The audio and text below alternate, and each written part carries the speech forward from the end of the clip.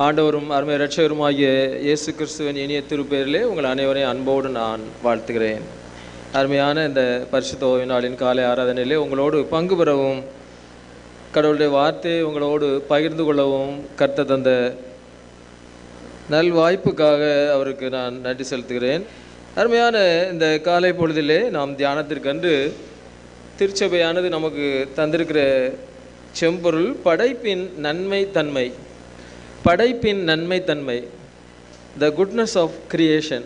The goodness of creation என்ற செம்பொருளை அடிப்படையாக கொண்டு நாம் சற்று நேரம் தியானிப்பதற்காக திருச்சபையானது நமக்கு தந்த குறித்திருந்த இந்த திருமறை பகுதிகளை நாம் வாசிக்க கேட்டோம். அவற்றின் துணை கொண்டு சற்று நேரம் நாம் வசனங்களை தியானிப்பதற்காக அழைக்கப்பட்டுகிறோம்.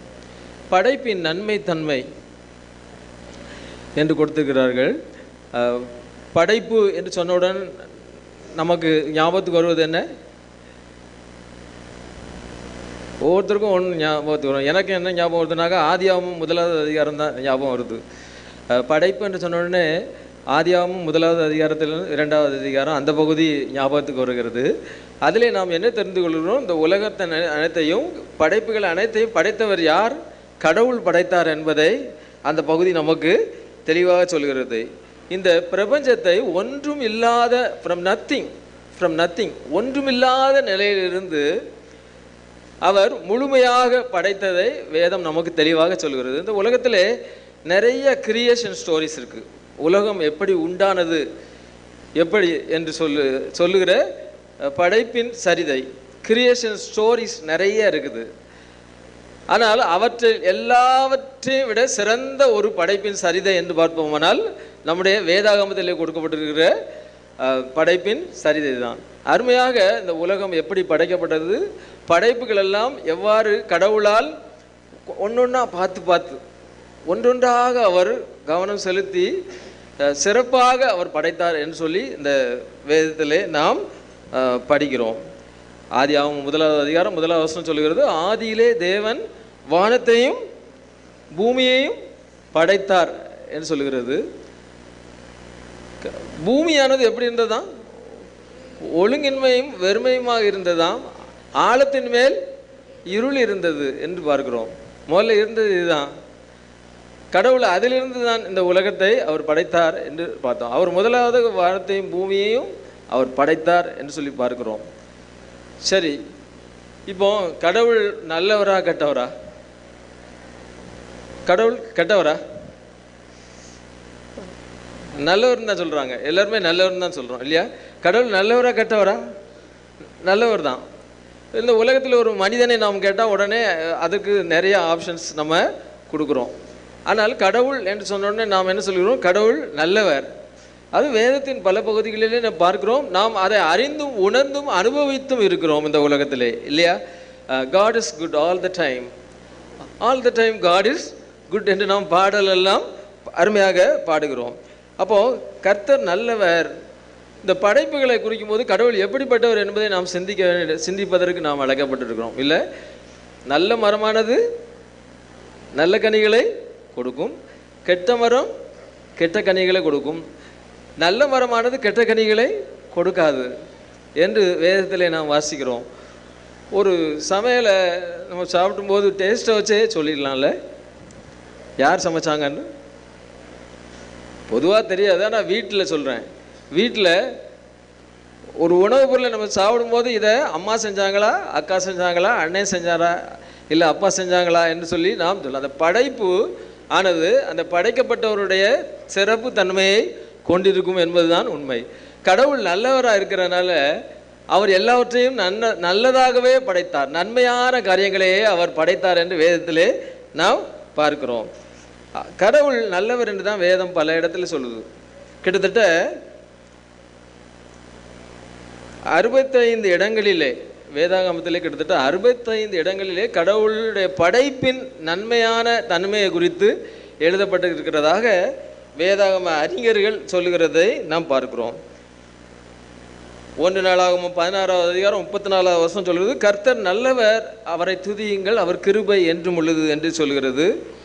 சங்கீதம் 107:1 அதை சொல்கிறது. இதுபோல் சங்கீதத்திலே பல வசனங்கள் கடவுள் நல்லவர் என்பதை நமக்கு சுட்டி காட்டுகின்றன. மட்டுமல்ல 34வது சங்கீதம் 8வது வசனத்தை நாம் வாசிப்போம். கர்த்தர் நல்லவர் என்பதை ருசித்து பாருங்கள். போதும், கர்த்தர் நல்லவர் என்பதை ருசித்து பாருங்கள். அவருடைய நன்மை, கடவுள் நல்லவர் என்பது யாருக்கு தெரியும்? அதை ருசித்து பார்த்தவர்களுக்கு, அனுபவித்தவர்களுக்கு தெரியும் என்று வேதத்திலே அங்கே எழுதியிருக்கிறதை நாம் பார்க்கிறோம். சங்கீதம் 73:1 சொல்லுகிறது, சுத்த இருதயமுள்ள இஸ்ரவேலருக்கு கர்த்தர் நல்லவராகவே இருக்கிறார் என்று அங்கே எழுதியிருக்கிறதை நாம் பார்க்கிறோம். அப்போ நாம் கடவுளுடைய பிள்ளைகளாக பரிசுத்தமானவர்களாக இருக்கும்போது கடவுள் நல்லவர் என்று தான் நாம் சொல்லுவோம். கடவுள் தீமையானவர் சொல்லுவார். ஆனால் பல நேரங்களில் நமக்கு சோதனைகள், வேதனைகள், வாழ்விலே போராட்டங்கள், மிகவும் தாழ்வான நிலைகள் வரும்போது நாம் என்ன சொல்லுகிறோம்? கடவுள் நல்லவரா? வெளியே சொல்ல மாட்டோம், ஆனால் மனதுக்குள்ளே நினைக்கிறோம், ஏன் இப்படி அவர் சோதிக்கிறார் என்று சொல்கிறோம். சோதிக்கிறவர் என்று சொல்லுகிறோம். ஏன் எனக்கு இந்த வியாதியை தந்தார் என்று சொல்லி அவர் வியாதியை தருகிறவர் என்று நாம் சொல்லுகிறோம். கடன் பிரச்சனையிலே சிக்கி தவிக்கும் போது அவர் கடன் பிரச்சனையை கடவுள் நமக்கு தந்தார் என்று தான் நாம் மனதுக்குள்ளே, வெளியே சொல்ல மாட்டோம், ஆனால் மனதுக்குள்ளே நாம் கடவுளுக்கு குறித்து இவ்விதமாக நாம் நினைத்து கொண்டிருக்கிறோம். ஆனால் கடவுள் உண்மையிலே அவர் நல்லவர் தான். அவருடைய அதை கடவுள் நல்லவர் என்பதை யார் சொல்கிறார்? அவருடைய படைப்புகள் பறைசாற்றுகின்றன என்று நாம் பார்க்கிறோம்.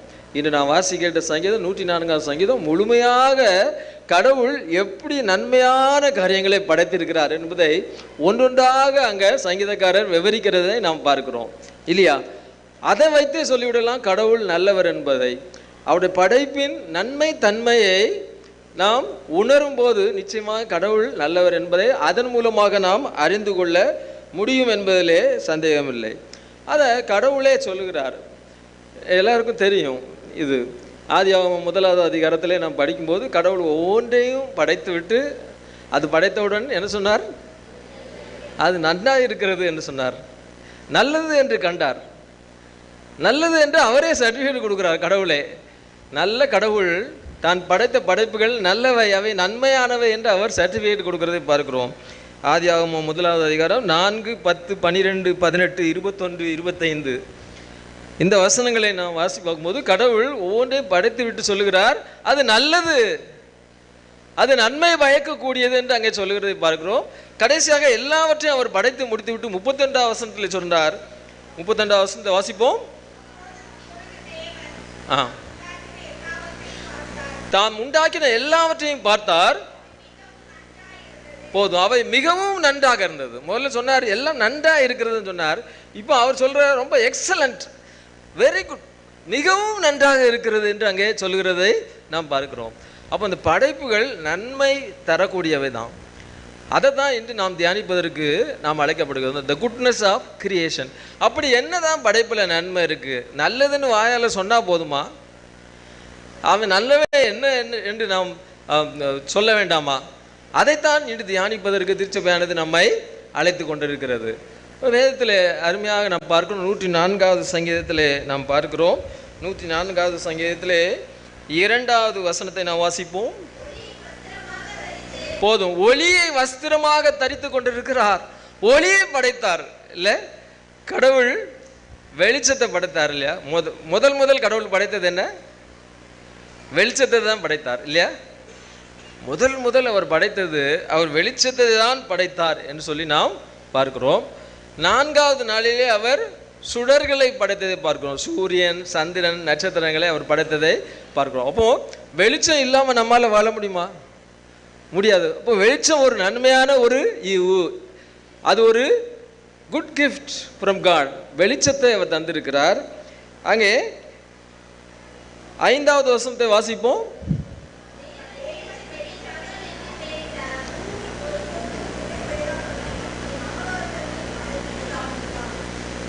பூமி அசையாதபடி அதை நிலைப்படுத்தி இருக்கிறார்.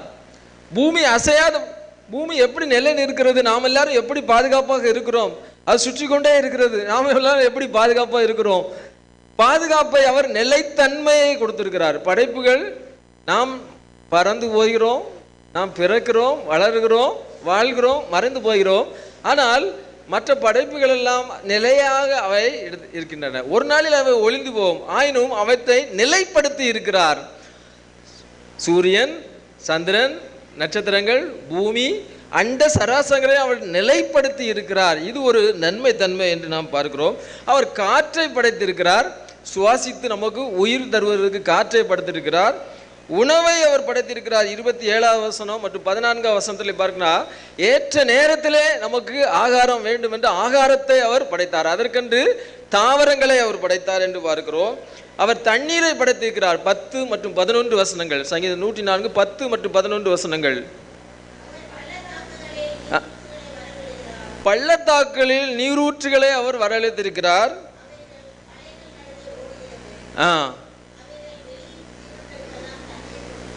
எல்லாருக்கும் அது தண்ணீர் கொடுக்கும். தண்ணீர் இல்லாமல் நாம் வாழ முடியுமா? அவர் தண்ணீரை நமக்கு படைத்து உயிர் ஊட்டமாக அந்த தண்ணீரை நமக்கு தந்திருக்கிறார் என்று நாம் பார்க்கிறோம். இப்படி அவர் ஒவ்வொன்றாக பார்த்து நன்மையான ஈவுகளை தான் படைத்திருக்கிறார். நன்மையான ஈவுகளாக இந்த படைப்பை படைத்திருக்கிறார். அநேக காரியங்கள் சொல்லிக்கொண்டே போகலாம். ஒன்றொன்னா சொன்னால் எல்லாமே நன்மையான காரியங்களை அவர் படைத்திருக்கிறார். படைப்புகள் எல்லாம் நன்மையானவைகள் என்று நாம் பார்க்கிறோம். ஆனால் இன்று 3 விசேஷித்த தன்மைகளை குறித்து நாம் பார்க்க போகிறோம்.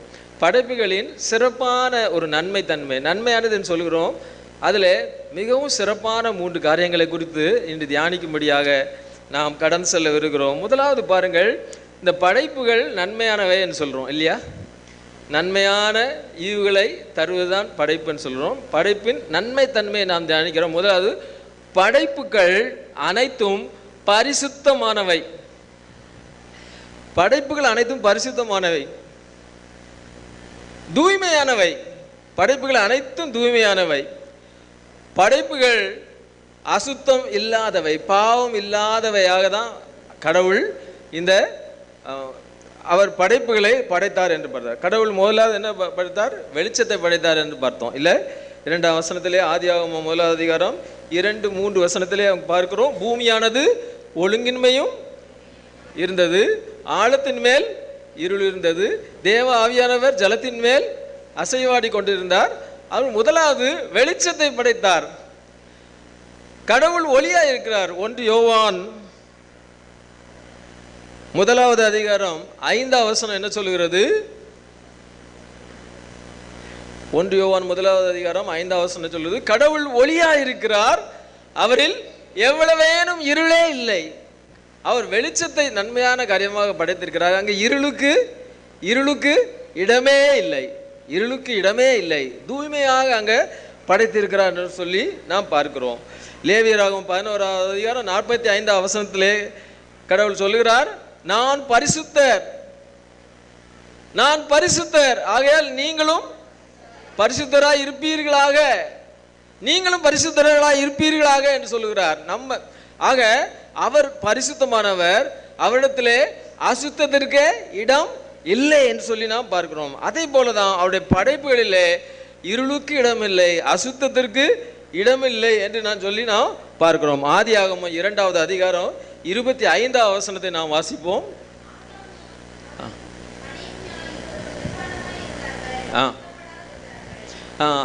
ஆதாமும் அவன் மனைவியாய ஏவாளும் நிர்வாணிகளாக இருந்தார்கள். ஆனால் அவர்கள் அது குறித்து வெட்கப்படவே இல்லை. காரணம் என்ன? அவர்கள் தூய்மையாக இருந்தார்கள். இன்னோசன்ட். அவர்கள் தூய்மையாக இருந்தார்கள், பாவமே இல்லை, அதனால தெரியவில்லை. இப்போ ஒரு குழந்தைக்கு நம்முடைய பிள்ளைகள் எடுத்துக்கிடுவோம், பிள்ளைகளுக்கு ஒரு ஆப்ரேஷனோ ஏதோ நடக்குது, அல்ல ஏதோ ஒரு இடத்துல ஒரு கட்டி வந்துச்சு, உடனே ட்ரெஸ்ஸை கலட்ட சொன்னோடனே அவர்கள் எல்லாரும் ட்ரெஸ்ஸை கலட்டுறதுக்கு கூச்சப்படுவார்கள். உடனே பெற்றோர்கள் என்ன சொல்வார்கள்? அவர்கள் பார்த்து,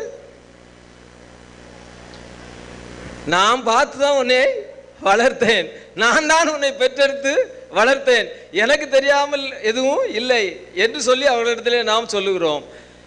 நம்முடைய கண்களுக்கு மறைவானது எதுவும் நம்முடைய பிள்ளைகளிடத்தில் இல்லை. அதுபோல கடவுளுக்கு மறைவாக நம்மிடத்தில் ஒன்றும் இல்லை, எல்லாம் வெளியரங்கமாக இருக்கிறது, எல்லாம் வெளியரங்கமாக இருக்கிறது. ஆதியாகமம் 3வது அதிகாரம் 21ஆம் வசனம்.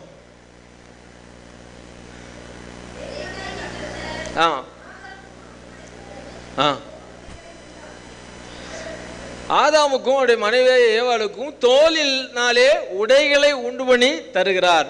கடவுள் ட்ரெஸ் கூட கடவுள் செய்து தருகிறார். ட்ரெஸ்ஸு கூட கடவுள் எடுத்து தருகிறார் மனிதனுக்கு. எப்படி பெற்றோர் பிள்ளைகளுக்கு ட்ரெஸ் எடுத்து கொடுப்பாங்களோ அதே போல் கடவுள் அவருடைய பிள்ளைகளுக்கு ட்ரெஸ்ஸை எடுத்து கொடுக்கிறார். அந்த அளவுக்கு இன்னோசென்ட்டாக இருக்கிறார்கள் ஆதாமும் ஏவாளும். அந்த அளவுக்கு இன்னோசென்ட்டாக இருக்கார், தூய்மையாக அவர்கள் இருக்கிறார்கள் என்று பார்க்கிறோம். ஆனால் பின்னாட்களில் என்ன நடந்தது? பின்னாட்களில் என்ன நடந்தது? அவர்கள் பிசாசுக்கு இடம் கொடுத்தபடியால் கீழ்ப்படியாமையின் பிள்ளைகளாக மாறி போனார்கள். பிசாசுக்கு இடம் கொடுத்தனால, கீழ்ப்படியாமற் போனதுனால அவர்கள் அசுத்தமானார்கள் என்று சொல்லி நாம் பார்க்கிறோம். பாவத்திற்கு உள்ளானார்கள் என்று சொல்லி நாம் பார்க்கிறோம். அப்போ பிசாசுக்கு இடம் கொடுத்ததினாலே இந்த பரிசுத்தமான கடவுளின் படைப்பு என்ன ஆகிவிட்டது? அது அசுத்தமாக மாறி போய்விட்டது என்பதை நாம் வேதத்திலே வாசிக்கிறோம். இதுதான் படைப்பின் வீழ்ச்சி என்று நாம் சொல்லுகிறோம். இன்று நாம் கூட பாவிகள், அசுத்தமானவர்கள் தானே நாமெல்லாம் அசுத்தமானவர்கள் தானே? பரிசுத்தமானவர்களா? பரிசுத்தமானவர்கள் தான் சொல்கிறோம், ஆனால் நாம் அசுத்தமானவர்களாக இருக்கிறோம். தாவீது சொல்கிறார், இதோ நான் துர்க்குணத்தில் உருவானேன், என் தாய் என்னை பாவத்தில் கற்பந்தெடுத்தாள். ஒரு ஒரிஜினல் சின் என்று ஒரு சின் இருக்கிறது, ஜென்ம பாவம் என்று. இந்த ஆதாமும் ஏவாளும் ஒரு தப்பு பண்ணாங்க பாருங்க. அந்த பாவம் அவங்ககிட்ட இருந்து அப்படி ஒட்டிட்டு வந்துட்டே இருக்கு. அப்படியே ஒருத்தர ஒட்டி கடைசியாக நம்மகிட்டதுல அந்த ஜென்ம பாவம், அந்த ஒரிஜினல் சின் வந்து ஒட்டிகிட்டு இருக்கு. இது மட்டும் இல்லாமல் நாம் பல பாவங்களை செய்வதனாலே நாம் கரப்ட் ஆகி போய் நாம் அசுத்தமானவர்களாக இங்கே காணப்படுகிறதா இருக்கிறோம். அதனால தான் அங்கே பவுல் எபேசு சபைக்கு எழுதும்போது அருமையாக சொல்லுகிற பாருங்க. எபேசியர் 4வது அதிகாரம் 27வது வசனத்தை நாம் வாசிப்போம்.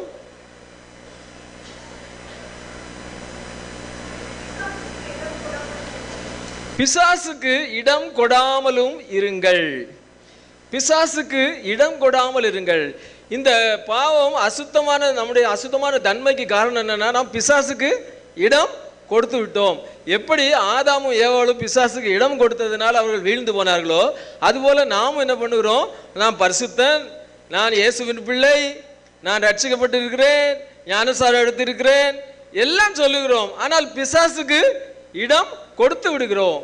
இடம் கொடுத்து விட்டதுனாலே நாம் இன்று அசுத்தமாகி போய் இருக்கிறோம் என்பதிலே சந்தேகமில்லை. அதே எபேசியர் 4வது அதிகாரத்தை நாம் எடுத்து வைத்துக் கொள்வோம். 27வது வசனம் சொல்கிறது, பிசாசுக்கு இடம் கொடாமல் இருங்கள், திருடுகிறவன் இனி திருட வேண்டாம், திருடுகிறவன் இனி திருட வேண்டாம். 29வது வசனம், கெட்ட வார்த்தை ஒன்றும் உங்கள் வாயிலிருந்து புறப்பட வேண்டாம். கெட்ட வார்த்தையே வேண்டாம், வாயிலிருந்து நல்ல வார்த்தைகள் தான் வர வேண்டும் என்று சொல்லுகிறார். 31வது வசனத்திலே, சகலவிதமான கசப்பும் கோபமும் மூர்க்கமும் கூக்குரலும் தூஷணமும் நீங்க கடவுது. இந்த கெட்ட குணங்கள் வேண்டவே வேண்டாம், பிசாசுக்கு இடம் கொடுக்கவே வேண்டாம், பிசாசுக்கு இடம் கொடுக்கவே வேண்டாம் என்று சொல்லி வேதம் நமக்கு தெளிவாக சொல்லுகிறது. எனவே நாம் மிகவும் எச்சரிக்கையாக இருப்போம். படைப்புகள் தூய்மையானவை தான், படைப்புகள் நன்மை பரிசுத்தமாக படைத்தார். நம்மை கூட ஆண்டவர் பரிசுத்தத்திற்கென்று தான் அழைத்திருக்கிறார். நீங்களும் பரிசுத்தராக இருப்பீர்களாக என்று நமக்கு ஒரு கட்டளையை அவர் கொடுத்திருக்கிறார்.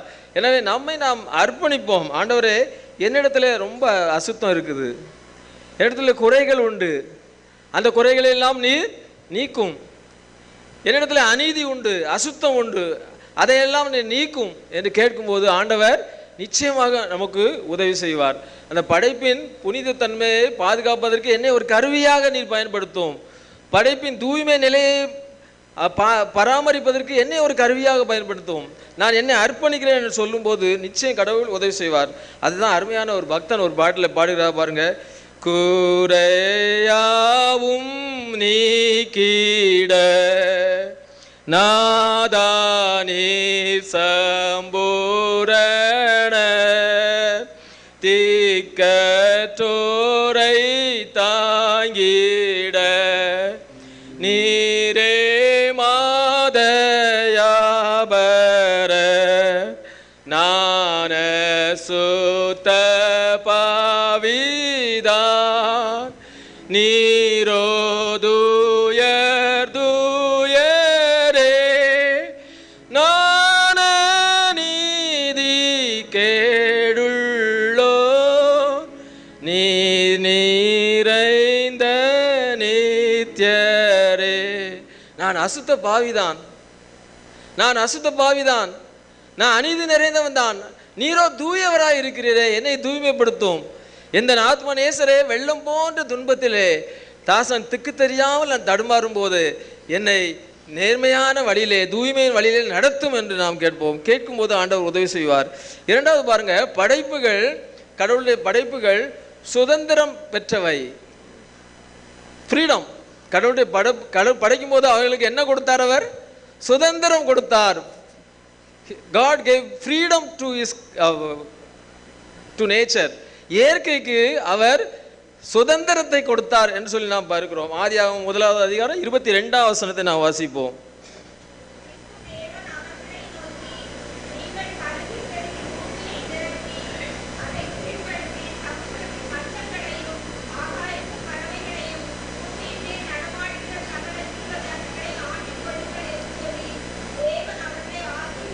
கடவுள்களை ஆசீர்வதிக்கிறார், ஒரு ஆசீர்வாதம் கொடுக்கிறார்.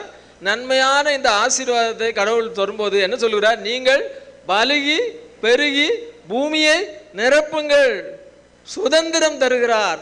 அவர் நம்மை என்ன பண்ணுகிறார்? மனுக்குலத்தையும் ஒரு படைப்பாளிகளாக மாற்றுகிறார். கடவுள் தானே உலகத்தை படைத்தார், சர்வ சிருஷ்டியும் படைத்தது கடவுள் தான். ஆனால் இன்று சொல்லுகிறார், நீங்கள் படைப்பாளிகள், நீங்கள் பலுகி பெருகி பூமியை நிரப்புங்கள், அதை ஆண்டு கொள்ளுங்கள். அதை ஆளுகிற சுதந்திரத்தை நமக்கு தந்திருக்கிறார். மட்டுமல்ல, எல்லா படைப்புகளுக்கும் அவர் இந்த சுதந்திரத்தை தருகிறார். ஆதியாகமம் 1வது அதிகாரம் 28வது வசனத்தை வாசிப்போம்.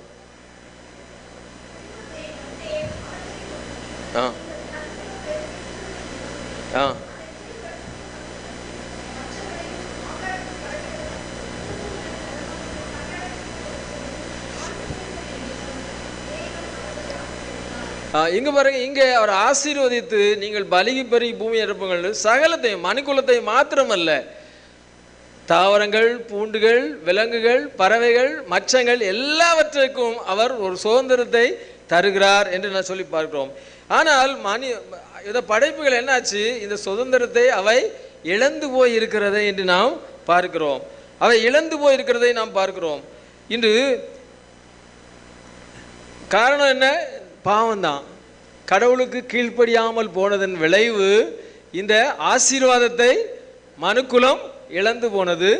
இந்த மனிதன் படைப்புகளை எல்லாம் அவன் அசுத்தப்படுத்தினதினாலே, படைப்புகளை சுரண்டி அடக்கி ஒடுக்கி ஆண்டதினாலே இன்று எல்லா படைப்புகளும் சுரண்டப்பட்டவைகளாக, ஒடுக்கப்பட்டவைகளாக, மாசுபட்டவைகளாக காணப்படுகிறதை நாம் பார்க்கிறோம். இதற்கு காரணம் பாவம்தான். காரணம் என்ன? பாவம் செய்கிற எவனும் பாவத்துக்கு அடிமையாக இருக்கிறான் என்று இயேசு சுவாமி அழகாக சொல்லுகிறார். பாருங்க, யோவான் நற்செய்தி நூல் 8வது அதிகாரம் 34வது வசனத்தை நாம் வாசிப்போம். பாவம் செய்கிற எவனும் பாவத்துக்கு அடிமையாக இருக்கிறான். கடவுள் என்ன படித்தார்? விடுதலையாக படித்தார், சுதந்திரம் கொடுத்தார். ஆனால் இன்று இந்த படைப்புகள் அனைத்தும் அடிமைப்பட்டு கிடக்கிறதை நாம் பார்க்கிறோம். நாம் கூட அடிமைப்பட்டவர்களாக இருக்கிறோம் இல்லையா? பல்வேறு தீய பழக்க வழக்கங்களுக்கு நாம் அடிமைப்பட்டவர்களாக இருக்கிறோம். பாவத்துக்கு இடம் கொடுக்கிறதுனாலே நாம் என்ன பண்ணுகிறோம்? பாவத்துக்கு அடிமை. பாவத்துக்கு இடம் கொடுக்கிறவர்கள் பாவத்துக்கு அடிமை. மது பழக்கம் உள்ளவர்கள் மதுவுக்கு அடிமை. ஸ்மோக் பண்ணுகிறவர்கள் அதற்கு அடிமை. பொய் சொல்லுகிறவர்கள் பொய்க்கு அடிமை. சீட்டு விளையாடு சூதாட்டத்தில் ஈடுபடுகிறவர்கள் அதற்கு அடிமைகளாக, இப்படி நாம் ஒவ்வொருவரும் ஏதாவது ஒன்றிற்கு அடிமைகளாக வாழ்ந்து கொண்டிருக்கிறோம். ஆனால் கடவுள் படைக்கும் போது எப்படி படைத்தாராம்? விடுதலை உள்ளவைகளாக படைத்தார், சுதந்திரமாக படைத்தார், சுதந்திரம் கொடுத்தார், ஆளுமையை தந்தார். கடவுள் ஆளுமை தந்தார். நாம் இன்னைக்கு எப்படி இருக்கிறோம்? அடிமைகளாக அடிமைப்பட்டு இருக்கிறோம். இதை தான் நாம் உணர்வதற்கு இன்று நாம் அழைக்கப்படுகிறோம். இப்போ ஒரு சிலர் சொல்வார்கள், சிலர் பேசும்போது சொல்லுவாங்க, என்கிட்ட எந்த கெட்ட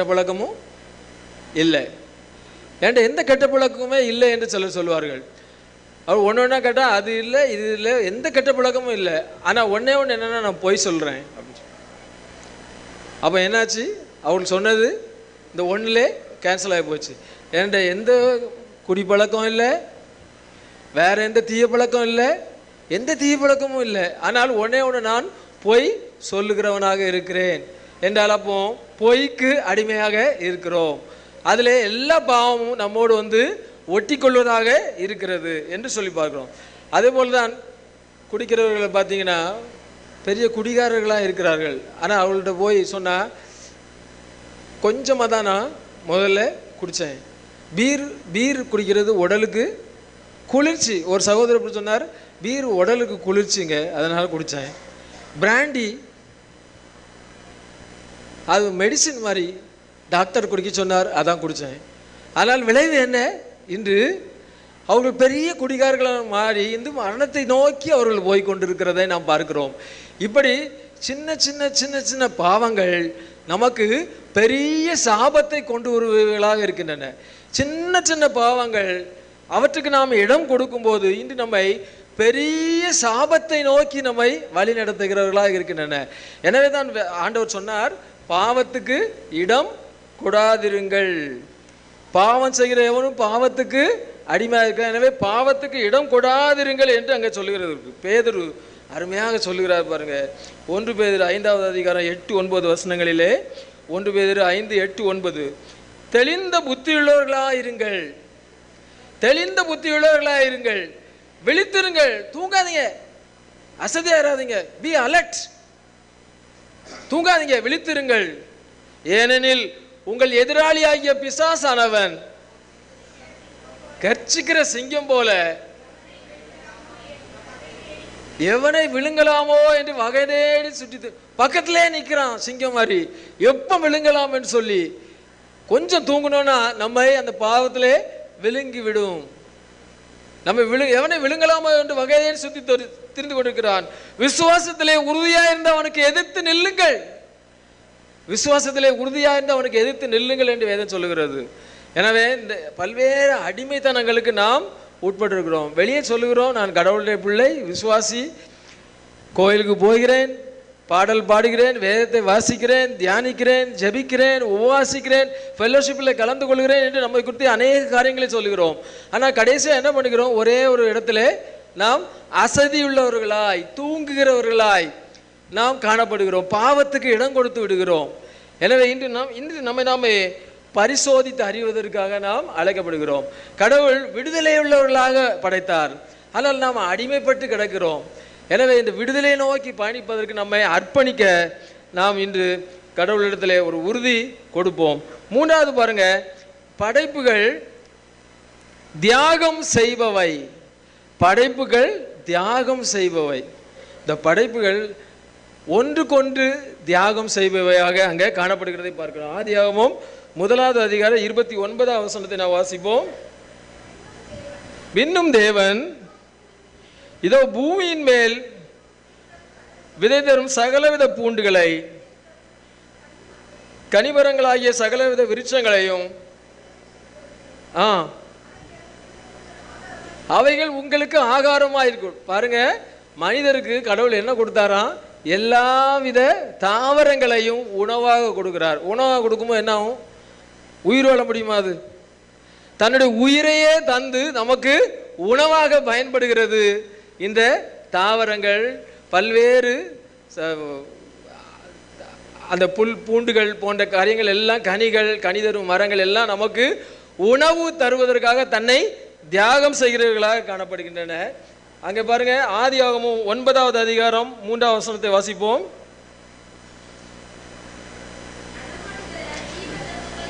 நடமாடுகிற ஜீவ சத்துக்கள் யாவும் உங்களுக்கு ஆகாரமாக இருக்கிறது. அங்க பாருங்க, மிருக ஜீவன்களை அவர் ஆகாரமா மாமிச உணவை தருகிறார். மாமிசத்தை உட்கொள்வதற்கு அதை நமக்கு உணவாக தரும். மாமிசம் எப்படி வரும்? ஆடு உயிரோடு இருந்தால் ஆட்டுக்கறி எடுத்து சாப்பிட முடியுமா? அது தன்னுடைய உயிரை தியாகம் செய்கிறது. மீனவர்கள் வலையை வீசுறாங்க கடல்ல. கலையை வீசினோடனே எல்லா மீனும் ஓடி வந்து வலைக்குள்ள விழுந்துடுது இல்லை? வலையை வீசினோடனே எல்லா மீன்களும் வலைக்குள்ளே வந்து விழுகிறது. எதற்காக விழுகிறது? எதற்காக விழுகிறது? உங்களுக்கும் எனக்கும் உணவு அளிப்பதற்காக விழுகின்றன. உங்களுக்கு எனக்கும். ரோட்டில் லாரியில், பெரிய லாரியில் கொண்டு போகிறாங்க. பிராய்லர் சிக்கன் கூண்டில் அடைச்சி ஃபுல் லோடு கொண்டு போகிறாங்க. எதுக்கு போகுது? நல்ல சுகமாக வாழ்வதற்கு போயிடுதா? கொல்லப்படுகிறதற்கு, நமக்கு உணவு தருவதற்காக அவைகள் உயிரை தியாகம் செய்வதற்காக போகின்றன. ஆடுகள், மாடுகள் என்று சொல்லி தாவரங்கள் தங்கள் உயிரையே நமக்காக தியாகம் செய்கின்றன. மட்டுமல்ல, காற்றை நாம் அசுத்தப்படுத்துகிறோம்ல. நம்ம சுவாசித்து என்னதை வெளியே விடுறோம்? சுவாசித்து வெளியே விடுற காற்று பேர் என்ன? Carbon di oxide. அதை சரி கட்டுவது யார்? அதை சரி செய்வது யார்? காற்றை நாம் அசுத்தப்படுத்துகிறோம்ல, அதை சரி செய்வது இந்த தாவரங்கள். ஒளிச்சேர்க்கை, போட்டோசிந்தசிஸ் என்கிற பிரின்சிபிள் மூலமாக அவை ஆக்சிஜனை தருகின்றன. தந்து காற்றை தன்னையே தியாகம் செய்கிறது. இதற்காக உதவி செய்கிறது. படைப்புகள் ஒன்றுக்கொண்டு உதவி செய்பவை. அவை ஒருவருக்காக ஒருவர் தியாகம் செய்பவை. ஒருவருக்காக ஒருவர் தியாகம், தன்னையே வெறுமையாக்குபவை. செல்ஃப் எம்ப்டியிங், தன்னைத்தான் வெறுக்கிறது, தன்னை வெறுமையாக்குறது. இயேசுவாமி அதை தான் செஞ்சார். பிலிப்பியர் நிருபத்திலே அருமையாக 2வது அதிகாரத்திலே 6 முதல் 8 வசனங்களில் நாம் வாசிக்கிறோம். இயேசு தேவனுடைய ரூபமாயிருந்தும் கடவுளுக்கு சமமாய் இருப்பதை கொள்ளையாடின பொருளாக எண்ணாமல் தம்மை தாமே வெறுமையாக்கி அடிமையின் ரூபம் எடுத்து மனுஷ சாயலானார். அவர் மனுஷ ரூபமாய் காணப்பட்டு மரண பரியந்தம், அதாவது சிலுவையின் மரண பரியந்தம் கீழ்ப்படிந்தவராகி தம்மை தாமே தாழ்த்து. இயேசுவாமி என்ன செஞ்சாரோ அதைத்தான் இந்த படைப்புகள் செய்து கொண்டிருக்கிறது. தன்னையே தியாகம் செய்கின்றன. யாருக்காக? மனிதருக்காக. இயேசுவாமி பரலோகத்தில் சோகமாக உட்கார்ந்துருந்துருக்கலாம், அங்கே உட்கார்ந்துருந்துருக்கலாம். ஆனால் அவர் உட்கார்ல. அவர் தன்னைத்தான் வெறுமையாக்கி அடிமையின் ரூபம் எடுத்து மனிதனானார். மாத்திரமல்ல, தன்னையே சிலுவையில் ஒப்பு கொடுத்தார். சிலுவையின் மரண பரியந்தம் தம்மை தாழ்த்தினார். தன்னையே வெறுமையாக்கினார். தன்னை சுய வெறுப்பு, அதுதான் நாம் எந்த காலத்தில் வரப்போகுது. சுய வெறுப்பு நாம் செய்ய போகிறோம். இதே காரியத்தை தான் இந்த படைப்புகள் ஒன்றுக்கொன்று செய்கிறதை நாம் பார்க்கிறோம். அதே காரியத்தை இன்று செய்வதற்கு நாம் அழைக்கப்படுகிறோம். கடவுள் படைப்பை தியாகம் செய்கிறவர்களாக படைத்தார். தியாகம் செய்கிறவர்களாக இந்த படைப்புகளை படைத்தார். ஆனால் மனிதனோ அதை கெடுத்து போட்டான். இன்று யாராவது தியாகம் இருக்கா? நான் நல்லா இருக்கணும், என் பிள்ளை நல்லா இருக்கணும், எனக்கு வீடு வேணும், எனக்கு எல்லாம் வேணும், நான் வசதியாக இருக்க வேண்டும் என்று சொல்லி பிறருக்காக என்ன தியாகம் செய்கிறோம்? அதைத்தான் இன்று இந்த படைப்பின் நன்மை தன்மை என்ற செம்பொருள் வாயிலாக திருச்சபையானது நமக்கு என்று வலியுறுத்து. நாம் தியாகம் செய்கிறவர்களாக, நம் உடன் வாழ்கிற சக படைப்புகளுக்கு உதவி செய்கிறவர்களாக காணப்படுகிறோமா என்பதை சிந்தி. படைப்பின் நன்மை தன்மைனா அந்த தியாகமும் இதிலே இருக்கிறது. தியாகம் உள்ளவர்களாக காணப்படுகிறது. அருமையான ஒரு பக்தன் பாடுகிறார், இப்படி பாடுகிறார். கோல்டன் ரூல் என்று பைபிளில் ஒரு ரூல் இருக்கு. பிறர் உங்களுக்கு என்ன வேண்டும் செய்ய வேண்டும் என்று நீங்கள் விரும்புகிறீர்களோ அதை நீங்கள் அவர்களுக்கு செய்யுங்கள். உங்களுக்கு என்ன செய்ய வேண்டும் என்று நீங்கள் விரும்புகிறீர்களோ அதை நீங்கள் பிறருக்கு செய்யுங்கள். அதை தான் அருமையாக இந்த பாடலில் பாடுகிறார். பிறர் என்ன செய்ய விரும்புவேனோ அதையே நான் செய்ய வேண்டும். பிறர் எனக்கு மன்னிப்பதை நான் அவர்களுக்கு மன்னிக்க வேண்டும். பிறர் நலம் கருதி நான் எப்பொழுதும் உழைக்க வேண்டும். பிறருக்காக என்னை வெறுத்து நான் சாக வேண்டும். நான் சாக வேண்டும். சாகிறதுக்கு ஒப்பு கொடுப்போமா? அதற்கு தான் அழைத்திருக்கிறது. தியாகம் செய்வது, நம்மையே அர்ப்பணிப்பதற்கு, நம்மையே தியாகம் செய்வதற்கு தான் திருமறை இன்று நம்மை அழைக்கிறது. பிறர் என்ன செய்ய விரும்புவேனோ அதையே செய்யவும், பிறர் எனக்கு மன்னிப்பதையே அவர்க்கு மன்னிக்கவும், பிறநலம் கருதியே சதா உழைக்கவும், பிறருக்காக என்னை வெறுத்து நான் மரிக்கவும் இந்த நாளை நான் சமர்ப்பிப்பேன் இயேசுவின் திருப்பாதத்தில். காலை முதல் மாலை வரை காக்கும் கர்த்தர் நமது இயேசு காலை தள்ளாட என்றுமே விடார். இந்த நாளை நான் சமர்ப்பிப்பேன் இயேசுவின் திருப்பாதத்தில். பிறருக்காக என்னை வெறுத்து நான் மரிக்கவும், பிறருக்காக தியாகம் செய். உயிரை கொடுக்க வேண்டாம், நாம் யாரும் உயிரை கொடுக்க வேண்டும் என்று நான் சொல்லவே இல்லை. ஆனால் ஏதாவது உதவி செய்வோம், மற்றவர்களுக்காக நாம் தியாகம் செய்வோம். நம்மளால் என்ன உதவி செய்ய முடியுமோ அந்த உதவியை செய்வோம். ஒருவருக்கொருவர் நாம் தியாகம் செய்கிறவர்களாக வாழ்வதற்கு என்று அழைக்கப்படுகிறோம். 3 காரியத்தை நாம் பார்த்தோம் இல்லை? முதலாவது பார்த்தோம், இந்த படைப்புகள் அனைத்தும் தூய்மையானவை என்று பார்த்தோம். நம்மையும் இந்த தூய்மை பணிக்கு நாம் அர்ப்பணிப்போம். படைப்புகள் விடுதலை உள்ளவை, விடுதலை பெற்றவை. இன்று அடிமைத்தனத்திலிருந்து நாம் வெளியே வருவதற்கு, இந்த அடிமைத்தன நுகத்திலிருந்து வெளியே வருவதற்கு நாம் ஜெபித்து நம்மை நாமே அர்ப்பணிப்போம். 3வது நாம் பார்த்தோம், படைப்புகள் தியாகம் செய்யக்கூடியவை. நம்மையும் ஆண்டவரே என்னையும் தியாகம் செய்யக்கூடிய ஒரு படைப்பாக மாற்றும், சக படைப்புகளுக்கு தியாகம் செய்யக்கூடிய படைப்பாக மாற்றும் என்று கேட்போம். கேட்கும்போது ஆண்டவர் நிச்சயம் உதவி செய்து நமக்கு வழிகாட்டுவார் என்பதில் எந்த சந்தேகமும் இல்லை. கடவுள் தாமே நம்மை ஆசீர்வதிப்பாராக. ஆமென்.